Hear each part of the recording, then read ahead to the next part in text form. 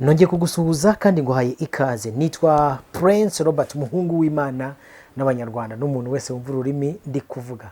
Imana y'amahoro nibishimire, ikomeze ibarindishe urukundo rwayo, amahoro n'ubuntu bwayo bibatwikire mwe mwese aho muherereye hose. Ubugingo bwanyu, umwuka wanyu n'umubiri wanyu n'ubutunzi bwanyu birarindwe ntibijyeho umugayo.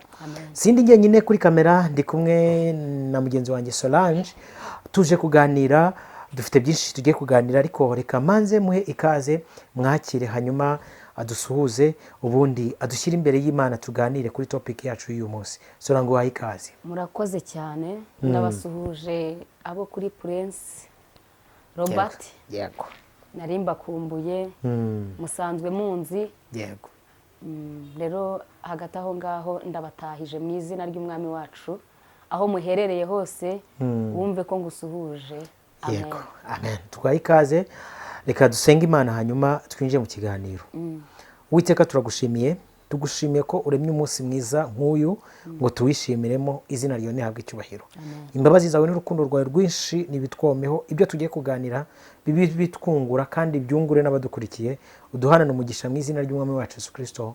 Amen. Amen. Amen. Amen. Sora, nifuje kugusura ngo tuganire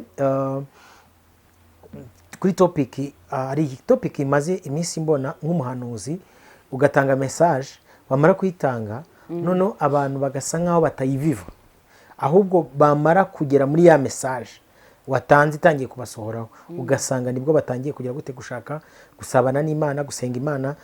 Iki kintu wowe iyo ukibonye, donc abantu bakwiye gukosora gute bacyumva ivugo y'Imana no kwitegura kuba mu cy'Imana yifuza ku bantu, kumuhanuza ashinzwe kuvuga amarangamutima y'Imana? Buriya rero biterwa n'imyumvire. Yego. Iyi myumvire y'umuntu iri hasi, igihe cyose ahora, ibyo byose bihora biri hasi. Yego. Nibije bitakabaye ari ibijya hasi abishyira hasi, kubera imyumvire ye cyangwa urwego ariho rw'imitekerereze ye. Yego. Ubundi ukuntu ibi bintu bimeze, iyo Imana ibwiye abantu ngo musenge, Yego, haba hari amahirwe yo kusenga tukumvirwa, bya bindi twasengeye bigakurwaho cyane. hanyuma rero igihe cyose abantu bakeresheje imvugo y'Imana, byanga byakunda iby'Imana yababwiraga gusengera bibasohoraho. Yego. Ni nk'uko umuntu ashobora kubyuka agatanga itegeko akavuga ati mufunge umuhanda wa Sejeni. Niba muwufunze hari ikigiye kunyura muri uwo muhanda tudashaka ko kihaca. Yego. Muwufunge. Ni ukuvuga ngo itegeko ni ugufunga. Ni ukuvuga ngo aramutse yije ariko ngo mfunga ikira, ngo hari ikidasanzwe se ngo hano ntituhamenyereye. Ariko uwatanze itegeko ngo ryo gufunga hari impamvu we yagize gute yabikoze. Rero ushobora kubikerensa gutyo ugasanga n'ubundi cyatumaga bakubwira ngo funga uwo muhanda kigusohoyeho, kandi mu gihe uza kuwufunga ntacyo wari kubona. Yego. Kitari kukugeraho. Amasengesho ni mu buryo bwo gukumira. Bikomoje. Kutayasenga rero ni mu buryo bwo gukingura inzira z'icyo wakumiraga kikakugeraho. Bikomoje mu minsi yashize ari message watambukije uvuga ukuntu Imana yaguhaye ihishurirwa yuko abantu bagiye guhura n'ikibazo kijyanye n'ubukene, inzara, ubucuruzi, ibicuruzwa bamwe bakajya babura aho babirangura. Nabonye abantu bamwe cyane cyane nk'aba YouTuber bahagarara ati ibyo bintu uri kuvuga wowe wabikuye he, byagenze gute? Ariko uyu munsi ubona ko dusa nk'abari kugenda basa nk'ababyinjiramo. Urajya kugura isombe waguraga 1000 bakakubwira ngo ni 2 ngo essence yazamutse. Abamotari ba Sipiro badahuye na essence bati batiri yahenze. Donc tusa nk'abantu bari kwinjira noneho muri yakawo n'intambara y'isi yose. Urabona ko uyu munsi Iran na Amerika biri no guteza ibibazo isi yose, dusa nk'abari kwinjira muri yakawo y'inzara. Abantu benshi ko bari gusenga batangiye kwigeramo, birakwiye ko umuntu asenga ubuhanuzi buri gusohora, cyangwa byagasabye ko umuntu asenga nyuma yo kumva message Imana itambukije? Ibyo ni nko kujyana umupfu kwa muganga ngo umuganga namuzura. None se yamuzura gute kandi umwuka amaze kumushira? Kuvuga ngo wananiwe kumuzana kinahumeka ngo barebe ko hari aho bafatira ubuzima bwe bugumeho, we wategereje ko arinda arangira uramuzanye. Ni kuvuga ngo umuntu iyo adasenze mu gihe cyo gusenga, yego akaza gusenga mu gihe cyo kugira ngo Imana isohoze ibyo yavuze. Ibyo isohoza ntago bisubirayo, yego biraza ukabibona, ahubwo bikwiye kugusigira isomo, ukavuga ngo ubushize nari nabikerenceje, igikurikiraho sinzasuzugura. yego Ubundi ibintu byose ni ukwiga. Tugomba kubaho ubuzima bwiga, ukavuga ngo niba nsuzuguye umunsi iki kintu kikaba kingezeho, ubutaha nkwiriye kwitwara gute? Nkwiriye kumva. yego abantu bakeresha ibintu byo gusenga bumva ko hari Imana itavuga idakora, bo wababwira iki? Ariko umuntu uvuga ngo Imana ntivuga, niba wowe ufite akanwa kavuga, Imana yakuremye yo nta kanwa igira, byanze bikunze procedure yabayeho kugira ngo ube uvuga, kandi turi mu ishusho yayo. Bivuga ngo Imana yarirebaga uko iteye ikaturema uko. yego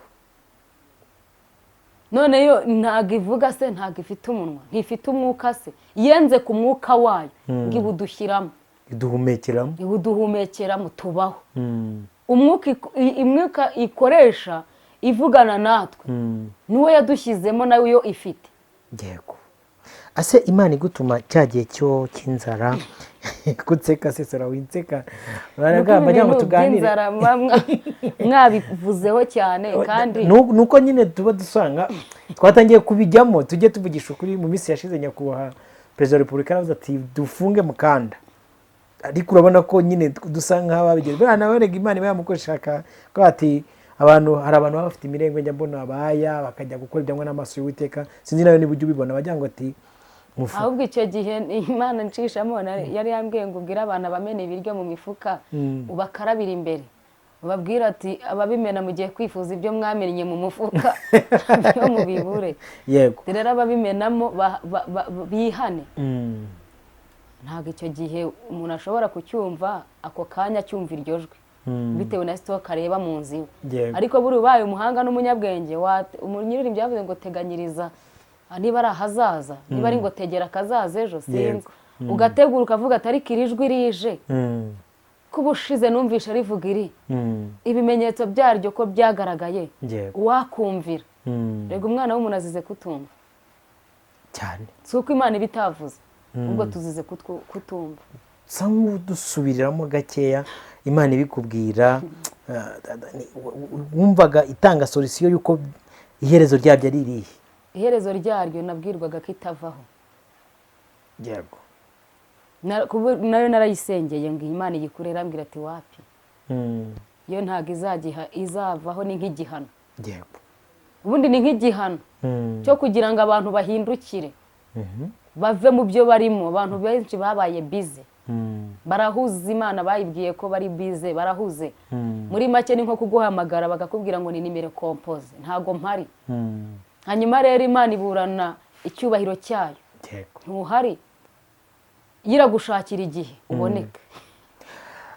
Sora, ejo bundi nabonye message Imana yakunyujijemo utambutsa y'abana b'abahanzi b'abakobwa babiri, ngo donc Imana isa nkaho yakarabye, kankoresha iryo jambo mu ncamake abantu bo kuri Prince Robert ntabwo iyo message bayibumvishije. Message yari ihagaze ite?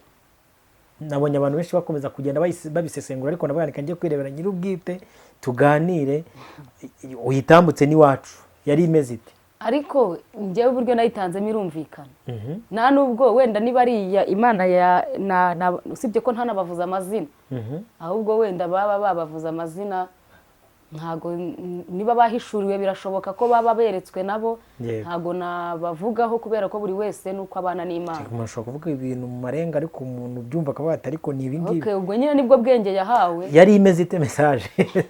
Message rero ntago ndi buyisubiremo kubera ko narayitambukije. Ahubwo icy'ingenzi singaruka kuri abo bahanzi, ahubwo icy'ingenzi nuko nabonye abantu benshi bafite umurima, ariko uwo murima urimo imyaka yumye, yanambye, muri makeya yarumbye. Mbona abantu bafite amarozwari bashaka amazi ngo buhire iyo myaka, ariko amazi bakayabura.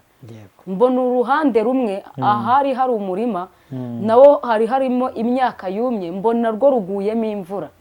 Rero Imana itsobanurira iyo message, nambwira ngo hari abantu Imana igwishirije imvura mu byabo. imvura y'umugisha. Abo bantu Imana irambwira ngo ni abantu bihanganye, ni abantu barindiriye, ni abantu bategereje, ni abantu batatukishije izina ryayo, ni abantu batagayishije izina ryayo nubwo izuba ryavuye mu murima wa bose, ariko abo ngabo Imana ibahaye amahirwe yo kubagwishiriza imvura mu murima, mu myaka yabo ikongera ukagira ubuzima. Imana irambwira ngo icyo gice gisobanuye iki? Ni abantu batakaje ubuzima bw'iby'umwuka, batakaje ubuzima bw'iby'umwuka, bitakibarimo, bwamaze kubashiramo. Rero irambwira ngo abo bantu batakaje ubuzima bw'iby'umwuka harimo abanyempano, harimo abakozi b'Imana bagiye batandukanye. Irambwira ngo abo bantu kugira ngo umwuka w'Imana wongere abagarukeho nuko bagomba kwatura agakiza bundi bushya, Imana ikongera ikabagarukaho. Muri make rero hari igihande kimwe Imana igaya ikeneye ko bongera bagakizwa, hakaba urundi ruhande Imana yo iteye inkunga mu buryo bw'imbaraga, mu buryo bwo kwakira impinduka mu misengere, mu buryo bwo kubohoka, mu buryo bwo guhindurwa, bakongera bakiyumvamo ibihe bidasanzwe. Abo bantu rero Imana yarambwiye ngo aho abandi bagiye kwicirwa n'inzara bo bagiye kurya, aho abandi bagiye kwambarira ubusa bo bagiye kwambara, aho abandi bagiye kuvugiriza induru bo bagiye kuhavugiriza impundu, kubera ko imvura iguye mu myaka yabo itanzwe n'Imana kugira ngo iyo myaka yongere igarure iki? Ubuzima. Muri make hari abantu Imana igiye guhembura mu buryo bwo mu mubiri bitanasiganye n'igice cy'umwuka. Imana igiye kubikora. Rero hari abantu benshi bahita bareba ku bantu ngo abantu aze ku cyaho nta wahasesenguye heki aho mu batakaza ubuzima bw'umwuka. Oya barabishakira Mbese ni amazina y'abantu. Urumva aho ngaho kubera ari abacuruzi akosora nawe koko kubera ari abacuruzi nta wasesenguye bakibanda ku mazina y'abantu, ntagire uvuga ati uyu murima wo urimo imyaka yumye, abantu bafite amarozwari bashaka amazi bakaba bayabuze, byo bivuze iki? Solange we Solange, ikibazo kimwe nshaka kukubaza, twari turi mu kiganiro turi kwibaza impamvu Imana ivuga imvugo yayo abantu bakayikerensa, ariko ndagira ngo unyumve neza. Buriya mu gihugu cy'u Rwanda ndabikunda, bafite ikintu cyitwa kirazira n'indangagaciro. None nimba igihugu kigira kirazira kikagira n'indangagaciro zo kuba ndi umunyarwanda, kuko ndi umunyarwanda, nigishwa ubunyarwanda bwa kirazira n'indangagaciro. Kuki abantu bumva ko bo Imana nayo mu Mana bwa itagira kirazira ntigire n'indangagaciro, bakumva ko iyo ivuze ibintu ari ibintu byo kugenda bikarangira aho ngaho? kandi ari ubwami nabwo, kandi nabwo ni ubwami, nabwo ni igihugu tuzajyamo nk'abakristo. Kubera iki icyo kintu bumva ko imvugo y'Imana ikwiye kuranzika? Ni ukuvuga ngo umuntu uranzika imvugo y'Imana navuga ko afite ikibazo cyo kutamenya. Iyo umuntu afite ikibazo cyo kutamenya ntiwamurenganya, ahubwo haba hakwiye gushyirwaho ibihe byo kwigishwa, kubera ko nk'uko bivuze Imana dusenga ni Imana y'amahame. Yego.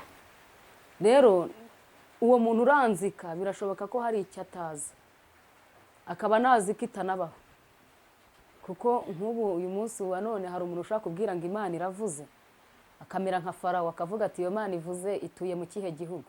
Yego.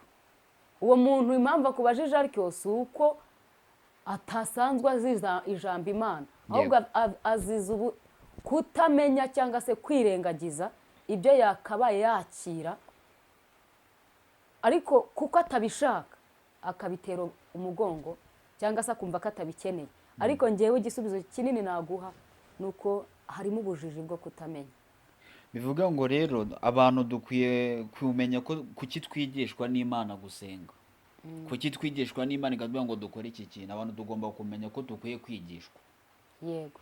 Bivuga ngo nimba Imana ivuze ikintu two kubiranzika, two kubyirengagiza, ahubwo twumve ko dukwiye kwigishwa icyo kintu, tukamenya icyo ari cyo, dusabwa n'impamvu twagize gute twagisabwe kugikora. Yego. Bivuga ngo rero ntitugasuzugure imvugo y'Imana cyangwa se ngo tuyise nkaho tuyiranzika tuyijyanye mu mateka, cyangwa se duse nkaho tuyijyanye mu nkuru, tuyijyanye mu bitabo. ahubwo tujye twibaza kuki turi kwigishwa icyo kintu.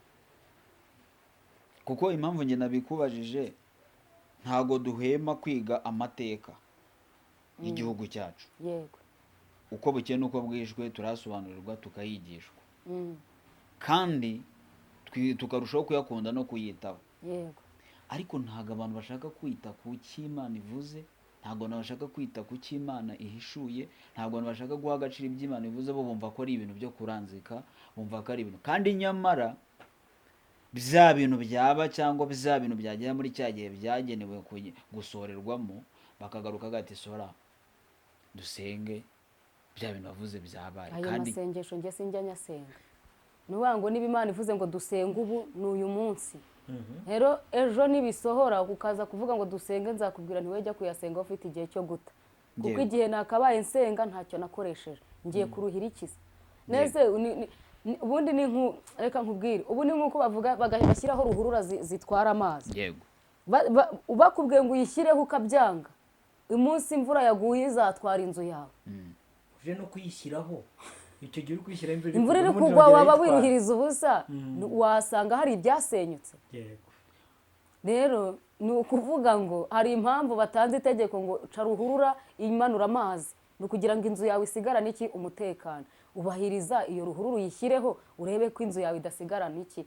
Umutekano. Ariko nubisuzugura ariko ngo azazanyura no mu muhanda, ngaho hose mu tuyira ntanyuramo, azakwereka ko atanyura mu tuyira hose, azapfumurana no mu nzu iwawe. Ariko nyamara utanze itegeko we yarabirebye abona ko amazi yangiza, aravuga ngo muyacire umuyoboro ukwiriye kuyatwara. Ubyanze rero ubisuzuguye arasenyerwa. Ni nk'uko umuntu iyo yanze kumvira Imana ibyo ivuze birangira asenyutse cyangwa akanapfa. Roba, uvuze ikintu cyiza nagikunze, ngo ni inzu na Solange niwe kivuze, bivuga ngo umukristo cyangwa se umuntu usenga ni inzu ntoya ituzuye, kandi iyo nzu iba ikeneye urufatiro. Bisobanuye ngo ya nzu ikeneye urufatiro ituzuye, iyo ubwayo yarimbuka cyangwa se y'amazi yayijyana. Bivuga ngo rero Satani mbere na mbere aba akeneye kubanza akica umuntu, kuko urumva Satani aba ameze nka destroyer ije kurimbura umuntu. Tumugereranye n'iyo ruhurura y'amazi. Yego. None uvuga ngo Satani nimba aje kukurimbura, nubwo mu bifatika aje gufata wa mubiri ufatika nk'uko inzu nayo ibifatika, ariko ntabwo abaje kwica ya nzu y'ibigaragara, baje kwica cya kintu kirimo mo imbere, gutesha agaciro ya mirimo umuntu aba yarakoze akora kuri ya nzu. Rero bisobanuye ngo na Satani yaje agakura ibintu mu bantu Imana yavuze, Imana ikavuga ibintu abantu bakabikurwamo cyangwa se bakabinyagwa batabisobanukiwe ibyo ari byo. Bivuga ngo Satani ababishe, ababarimbuye, ababanyaze ikintu gikomeye, uba wibwe. Rero niyo ya ruhurura yaravuze ngo izigahururana ikajyana. Ubwo abantu bakwiye kumenya ko mu gihe cyose Imana ivuze ikintu ntibakiteho kigatambuka batagize icyo bakora, kigira ibyo gihitana. Wenda hari ikibazo ndaza kubaza Solange n'abadukurikiye nyeka bashobora kukigiraho ubumenyi. Sora, hari uburyo ki umuhanuzi, umwigisha, umushumba, abantu bamwe bashyiraho bariyeri ko abo bantu basengera abantu, ariko se ubundi birakwiye ko umuntu bamufata amaboko? Donc urabona inyoni iyo ifite ibyana bikiri bitoya ijya kubihahira, birakwiye ko umuntu mu by'ubwami bw'Imana abaho yicara avuga ngo akwiye gusengerwa? Oya. Hagakozwe iki? Umuntu n'urugero, umuntu abonye Solange kuri televiziyo runaka, abonye Robert kuri televiziyo runaka, abonye Amani, abonye pasiteri runaka, donc akabaho azi ngo kanaka niwe umfasha, we nta kintu yifasha. Uyu muntu wamuha inama ki? Ni ukuvuga ngo tuba tubayeho nka ba bantu bamwe batakishoboye, basigaye batunzwe n'imfashanyo z'igihugu. Yego. Bamwe bageze mu zabukuru bagenerwa amafaranga ya buri kwezi kubera ko ntacyo bagishoboye. Urabanza ukareba uwo muntu nicyo cyiciro arimo. Niba ari cyo cyiciro arimo, hari urugendo rwo kumusengera wadasenga. Yego. Noneho yamara gutera intambwe, kubera ko gusenga ni ukwigisha, kandi kwigisha kurimo gufata. Yego. Wamara kubona hari ahateye intambwe ageze, ukavuga ati noneho rero bikorwa gutya, bigenda gutya, ubutaha nawe ujye ubigenza gutya, kuko sinzaguhora iruhande. Ababyawe na Rasheli. Ababyawe na Rasheli. Bamwe bagwingiye. Ako Roba, hari ikintu baje Solange, ni ikibazo cyiza. Bisobanuye ikintu, bavuga ngo mu buzima tugomba kugira umuntu umeze nk'umuterankunga nk'umufasha. Yaravuze ku kintu cy'inkunga y'abizabukuru. Hari abantu basaba amasengesho basa nk'aho bategeka, hari n'abantu basaba amasengesho basaba. Rero mu buzima amenye ko umunyamasengesho uwo ari we wese akwiye kugira abantu afasha, cyangwa se ni abasponsa kuri ni umusponsa wabo, umuterankunga wabo. Yego, ni umuterankunga wabo. Noneho hakaba hari n'abandi badakeneye abaterankunga, nabo bakeneye ubwabo gutera abandi inkunga, cyangwa se bakeneye kwisengera. Rero ku kibazo wari umaje kuvuga ngo abantu basaba amasengesho, ahubwo mbere na mbere bamenye ngo bakeneye umusaponsa cyangwa barashaka gusenga, cyangwa kwiga gusenga. Umuntu uje kureba Solange, nacyumvishe, sindi nawe niba ucyumvishije. Umuntu uje kureba Solange, uje kureba Robert, ese ukeneye support cyangwa ukeneye kwiga gusenga nawe, aho kugira ngo ujye uroba ifi, aho kugira ngo bajye baguha ifi ihiye nawe bakwereke ngo iyi fi iva hano. Aba bantu babiri wabaha nama ki? Inama naha uyu wa mbere usaba, nareke gutegeka. Nareke gutegeka, kuko hari ukuntu umuntu niba usabye, erega ntabwo kusabye ariko wumvirwa. Ubuse twese ibyo dusaba twarabihawe. Rero urategereza, hanyuma iyo utegereje kwihangana kwawe kuranesha. Muri kwa gutegereza kwawe ntekereza ko Imana igusubiza bitananyuze ku muntu ku giti cye, ahubwo yikagusubiza bitewe nuko ishaka kugusubiza n'umutima yakubonanye. Rero hari uburyo n'umuntu azategeka ugahita unabyihorera, ariko hari uburyo umuntu akubwira ati nanjye ndasenga, ndi umukristo, ariko nshingiye aho ndi ubu nkeneye amaboko amfata. Rero ni ukuvuga ngo uwo ntiwamwirengagiza, uramubwira ati okay, noneho dufatana umunsi umwe twiyirize twingingana Imana turi kumwe. Hano ibintu byo kungira umukarani wawe ngo zamuka akanyarira, ngo fata yinga wowe wirira, ngo ngewe ntarya. Ni ukuvuga ngo uwo muntu akeneye ko dutera intambwe tugahura, tukavuga ngo turasengana turi hamwe, akamenya rega n'umwuka wawe. Buriya abantu benshi ko batajya bicara ngo bavuga atari ko hakaba n'undi muntu utari mu nzira yo gusenga ariko ushaka kubyiga. Ushaka kubanza kwatura inzira y'agakiza akizera Kristo. Uwo nguwo sina ngombwa ngo ngewe muhamagare hano, nkwiye no kumusanga ahari. Ni itegeko, nkwiye kumusanga, menye ko ari icyo gikorwa gihari, nkwiye kumusanga ahari, kuko uwo ni uruhinja. Uwo ni uruhinja rukenewe kurerwa, rukeneye gufatirwa bibero, rukeneye kwitabwaho. Urwo ni uruhinja. Rero uyu w'uruhinja we akeneye abajya kumufata no kubimukorera, no kumufureba mpaka ageze ku kigero nawe azabikorera iki abandi. Niki wabwira abari mu cyiciro cy'umuntu witwa Simoni? Hari umuntu witwa Simoni wabwiye ba Petero, Simoni w'umukonikoni. Yego, aza ni feza akakubwira ati wowe mereza kuri iyo mpano yawe. Abantu rero bafite umwuka wa Simoni, mbabwire ngo ingororano zabo bamaze kuzakira, ntacyo bagitegereje mu bwami bw'Imana. Nigeze mba ndi gusenga ndabaza ngo ariko Mana, ubundi umuntu uzajya mu ijuru ninde? Ni umuntu umeze. Je nkunda kugira ibibazo mbaza Imana. Imana irambwira ngo abahinduriye benshi kugukiranuka, ngabo ngabo bazaka nk'inyenyeri, bazarabagirana. Muri makeya imirimo yose dukora, niba tudakora imirimo ituma abantu bahinduka, ubwirize, uhanure, wamamare, rizeru, ahubwo mwivuga butumwa rya cyangwa mu murimo hahindutse nde? Ufite ubuhe munyago mu bwami bw'Imana? Tubwiriza byahinduye nde? Nuhe mutanga bamwe uvuga ati ibintu wabwirije byarafashije. Muri make Imana ifite inyungu zihe ku mpano yawe? Ifite inyungu yihe ku ivuga butumwa yampaye? Niba nta nyungu ibona rero, nge nifite inyungu inaha mu isi ariko mu ijuru ntazo. Yego. Hari umuntu wambwiye ati ariko rero Solange, ti wewe Imana igushyize hariya, ntago hakabaye ukiba ahantu hameze hari. Yego. Ntago hakabaye ukitaha ahantu hasa, none se urajya ntahehe, hatubungeza hanumva gukuba ahantu harenze, hadanje, none nibi byawe nta kigenda, ni none se ubwo nari kubigenza gute? Ati ahantu Imana yari igushyize, ubu maze kubona inzu. Ndamubwira none se inzu ndabyuka mu gitondo nyitora, bayibona bate? Rero ngo buriya Imana igushyize ime, nese mbyuke mbabwira ko imbwiye ngo bayimpe. Ndamubwira nti rero mfite uko nahamagawe ngewe, kandi niba Imana yarayivuze izaza ntabigizemo uruhare, isezerano ryayo rinsohoreho, kuko irimbwira sinagiye inama nayo. Nta nubwo izaza kungisha inama zaho iryo sezerano rizagira gute, rizanyura.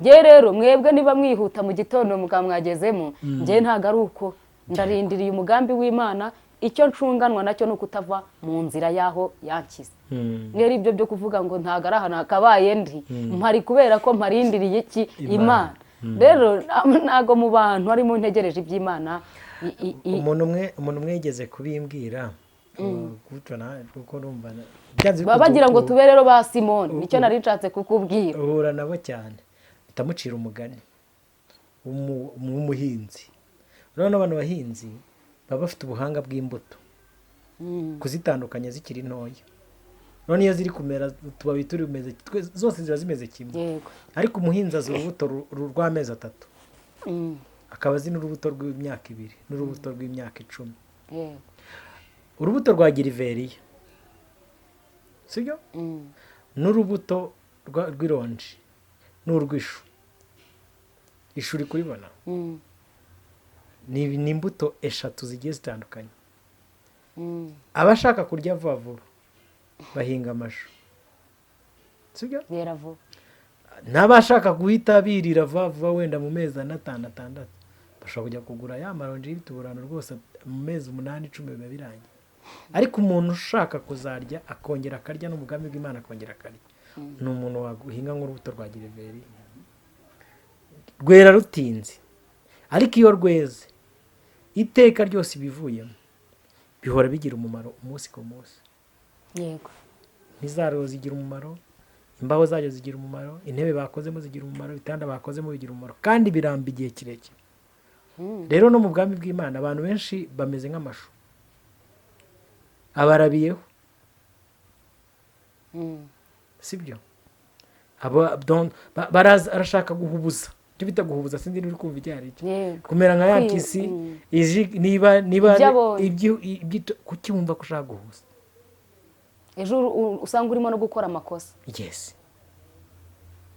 uza abahanuzi benshi n'abavugabutumwa benshi baguye mu nzira ikintu cyabateye bishyize muri iyo ntambwe ya diziwiti ngo intambwe diziwiti sibyo umuntu yishyira mu ntambwe yabaga ahantu nk'ahawe ngo kuko ngo yahanuye rimwe cyangwa yabwirije abantu bakamukomera amashyi akahuruduka n'umuntu umwimura no mu nzu yabagamo sibyo akaba amushyize mu nzu ya 200 kandi ibintu ari kumwubakiraho ni ibishara babyita ibishara rero abantu mujye murindira icyo Imana ivuga kurusa icyo abantu bavuga ni nako kora wenda ntabwo ndaza gutinda muri iki kiganiro twari kuganira kugira ngo tugomeze twungurane ibitekerezo sinzi niba ari icyo wenda Imana yagushyize ku mutima ukitubwire dusoze ikiganiro cyacu icyo nabwira abanyempano bagenzi banjye yanga baduhuriye muri uyu murimo w'Imana nuko dukwiye kwitonda yego dukwiye kwitonda ikindi tugatega amatwi tukarindira icyo Imana ivugana natwe yego ntitugende mbere ikindi ntitugende nyuma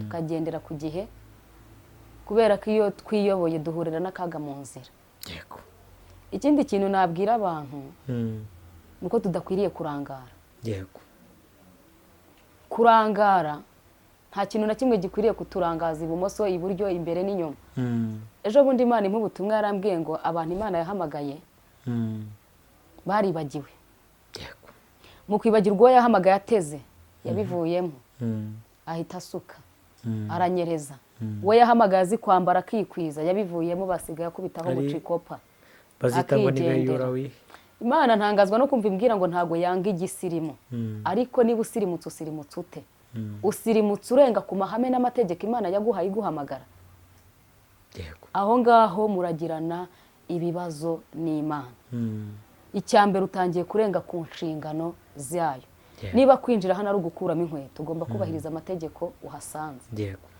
wasanga mpari ntahari ugomba kuba ati kwa runaka bitewe n'ibihari n'ibikoresho biri mu nzu ni ugukuramo inkweto yego icyo gihe urengereye ntabwo ubikoreye akwishimira yego no ku Mana rero iyo turengereye tukarenga ku mahame n'amategeko n'amabwiriza y'icyo Imana yaduhaye turahanwa yego turahanwa rega ntitukajye dukunda gusenga ngo tubwire abantu ngo Imana ihora mu mbabazi gusa n'ibihano by'Imana bibaho inkoni y'Imana ibaho kandi Imana yigukubise inkoni irakubabaza ubu munsi no mpamvu ngiye gusengera abantu ubanza umenye ubundi umuntu usengera afite ikihe kibazo hari abantu dusengera bari mu bihano by'Imana ugasanga umuntu akubwira ngo mufashe gusenga ugasanga ibintu ugiye gusengera ntibizigera bivaho kubera iki bitavuyeho nuko ari mu bihano by'Imana kuko nta muntu usengera umuntu Imana ashyizeho igihano ngo kimuveho ahubwo nawe ukomeje gutitiriza mufatanye inkoni murabyakira mufatanye inkoni kandi abantu ntabwo bajya bamenya ko umuntu arahura jewe icyo ni ikintu umaze kubona sengera umuntu wamaze kumenya icyo azira ese ibintu bimuriho n'ibigeragezo mufashe gusenga akomere agira imbaraga ese ni intambara z'umwuka n'ibitero bamuteje nk'izo duhura nazo nk'izindi zose ngo Imana imurengere imutabare mbese habeho ubutabazi buva ku Mana kurwe muri ibyo bintu ese ni ingaruka z'ibyo yakoze niba ari we wabyizaniye hakenewe kwiga akabanza agatekerezaho byinjiriye ubwo akajya kuhafungura akasubira mu isoko y'aho ikibazo cyatangiriye akakivaniraho nta munyamasengesho ukuraho icyo kintu wowe ubwawe wakizaniye ni wowe ubuze aho cyinjiriye ujya gufunga uwo muryango rero hari ukuntu Imana abantu dusenga abantu bakabaho n'umwuka wo gushyashyenga ukajya ubwirwa ibintu ahubwo aho kugira ngo bibe ukarushaho kujya habi kubera iki uri gusenga nabi banza wicare utekereze ubundi ibi bintu ndimo byaturutse bijya kuza byatangiye gute ni Imana yabizanye message zaje mbere yuko mba muri ibi bintu zavugaga kuki nusanga Imana arakuburiye ukanga ujye hasi wihane niwihana niho ufungura umuyoboro wawe n'Imana nge naza no gusenga nkabona ko nshyigikiwe ariko utarafungura urwo rukuta washyize hagati yawe n'Imana ngewe ubwanjye simfite imbaraga zirufungura ibintu dusenga Imana igakuraho ni ibintu Satani azanye ni intambara z'umwuka na z'Imana iduheramo imbaraga ikavuga ngo ndi kumwe namwe ibyo twizaniye nitwe tujya kubyikuriraho ijuru rikadushyigikira iby'Imana izanye iby'Imana izanye nubwo wasenga n'umuriro ukava ibizigiye bizaniye n'igihe bizarangira ikomeza kuguha amagambo y'ihumure cyakora ariko abantu benshi ni nacyo kintu ikikubwira ati komeza imbere wowe ndi kumwe nawe ngendanye nawe nukuvuga iki gukorera igutera morale kugira ngo utagwa igutera morale mu gitondo ukajya usenga ukajya ugira ngo birabyuka byabaye ejo ikongera uti ndahari ndaguhera ndi kumwe nawe igutera morale imyaka 3 igashira paka mukazagenda iguhonda igucura mpaka ugororotse kavuga ati noneho ngiye nahaguruka najya mbona zahabu nashaka nawe hakiri imisayo ibikugataho ndaje ikaguha manu gusa mwana wanjye ngendanye nawe nkoze iby'imbaraga igutera ikintu bita morale yo kugukomeza mu rugendo cyakoze iyi morale Imana yitange ni ukuri yitange nayibuza abantu bakiyahura uzi kundira jambo ryayo ryonyine ntabwo riburi byumweru bitatu bitwara n'umwaka yakubwiye rwose uraryama ugasinzira uti ntacyo rubwo bimeze gutya yambuzeho wari waba uri kwiga nyine yagushyize nko mu gashuri kayo ku munsi wa mbere akikoza nk'ahantu umuhanuzi akajya avuga tumva mubwire mwana wanjye ndi kumwe nawe kandi ntagiranye nawe nzasozanya nawe katavuga ati ibintu Imana yavuganye nanjye ni by'imbaraga wajyaho ugasanga ntikirashira gahita avuga ati kanjye hariya njye no kureba undi muntu w'Imana akigera mu gati umva ukuntu Uwiteka avuze avuganye nanjye ko ari kumwe nawe kandi ibyo yavuze azabirinda ibihe n'ibihe kandi iba yavuze twagiye gusenga ku musozi uwo munsi tugira ibihe byiza twatashye twumva turi mu mbaraga Imana yavuganye natwe Imana yatubwireho ijambo twaje muri kwasiteri buri wese aseka turasanga Imana yakoze ikira yaratubwiye ngo nkoze igitangaza kivuga umusozi waho mutuye tukajya dutekereza tuti igitangaza kivuga turi busange muri quartier ni iki twaraje dusanga bamwe mu bo twari turi gusengana ise wabo bana na mukase kuko papa wabo yabanaga na mama wa utababyara nyine ngo ni mukase batandukanye kandi basize babana basanga basizemo imyenda yabo yonyine buri umwe yapakiye ibye n'undi akicyo cyo kivuga none se niko nagiye kubona mbona 5:00 z'ijoro bangezeho ati cya gitangaza kivuga ati ni iki ngiye ati Imana ibyo yadukoze dusanze iwacu batandukanye papa yagiye uko ntituzi iyo yagiye na mama yagiye ntituzi iyo yagiye nitwe dusigaye mu nzu kandi nyir'inzu nawe arayikeneye twese twabeze ni uko Imana ivuga iki ni cyo gitangaza kivuga burasura reka nkubwize ukuri kiba kivuga mu mudugudu mu kagari hose kiba kisobanura ndi runaka na runaka batandukanye kandi noneho ibaze bije mu buryo ngo bw'igitangaza buriya ni nacyo kintu kisha abantu benshi bashaka ko Imana ikora ibyo bita byiza kuri bo kandi byitwa ibibi kuri twebwe ubundi Imana ifite n'inyungu zayo nicyo gitangaza kuba Imana yarera umuntu utagira kirengera nicyo gitangaza kuba Imana yakwambika umuntu wambaye ubusa nicyo gitangaza igitangaza ntabwo ari ukuba umuntu urubyaro ubyaye gatanu ukamusubiza undi ari nyamubyara yivuvuta igitangaza ni ukubyara umuntu wari warabuze urubyaro nese umuntu w'imyaka 20 arajya gusirimba mu rusengero ngo Imana ngo igitangaza cyuko icyo nta gitangaza kirimo igitangaza n'umuntu wa 40 byari byaranze bavuga bati sha imyaka iragushitse rero abantu bige kumenya kubana n'Imana tuba twiganira kugira ngo nyine dukomeze twungurane n'ubwenge bw'Imana oya n'ubuhamya n'abandi babwumve yego hari umuntu urimo gutungwa n'inkomezi y'Imana gusa y'ibintu atazabona ari ihumure gusa ari ikinyagusa ari ihumure ariko iryo humura akarigenderaho iminsi 3 ku buryo asirimbuka agira ngo yaranezerewe kubera ihumure gusa hakaba n'undi muntu ugezweho uri gusohorezwa amasezerano bitakiri mu mvugo ahubwo Imana irimo kuza gukora hakaba n'undi muntu Imana irimo kubwira ngo nzakugirira gutya bitaraza umuntu dukurikirana avuga ati none Imana yanyirabeshya ntago ibeshya ibyo ivuga ni ukuri ahubwo biterwa n'igihe we Bibiliya iravuga ngo nzi ibyo nkugirira si ibibi ahubwo ni byiza kugira ngo ureme iki agatima hari igihe Imana ibiri kugusezerana sora kurema agatima ubundi ni ibyo ngibyo ubundi itanaturemye umutima ariko n'izi mikoro ntitwaba tuzifite kabisa wabivamo ariko uburyo turema mu mutima bituma ejo ugaruka uravuga ati ntacyo Imana niyo kwizerwa niyo kwiringirwa rega Imana ntabwo ejo nari ndimubwira abantu ndabwira ntako Imana nayikunda keya ubu ifite abantu babyuka saa 9 Mana uri Imana nziza uri Imana y'urukundo ntawe urabyuka yibwira ko ari Imana mbi nuko iyo kere ariyo yayibuze barayimenyereje iza kuguhiga uravuga ati wa munyago yagiye none arihe ikazana ikitumu uza kuyibwira saa 9 ko ari Imana y'urukundo nushaka ube waba urayikene kuza kwibwira ko ari Imana nziza oya ibyo kuburara ntago ibireba ariko saa 9 uburi muyitera isumba byose nito muyibwira ko ari Imana byose ariyo yabiremye uri kumva Imana ikunda ke ko si cyo yaturemeye none ureba ukuntu kaya z'Imana ziteye ubwoba uri mu mwobo uri samatare waraye mu mashashi mu mazi ari muri none ndabona abantu iyo tureba ibimeze uwashinze umutwe uwitambitse wagiye mu giti datawe uri munsi yibuye uwagiye mu mwobo gufite nk'uburebure bungana nk'icyo arimo arabwirirayo ko ari Imana nziza kandi hari n'uwo babibaniye bukobo yitwara imodoka akagenda avuga ati Imana uri mwiza none narakubonye mwiza yashyira mu ifiriti akavuga ati urahambaye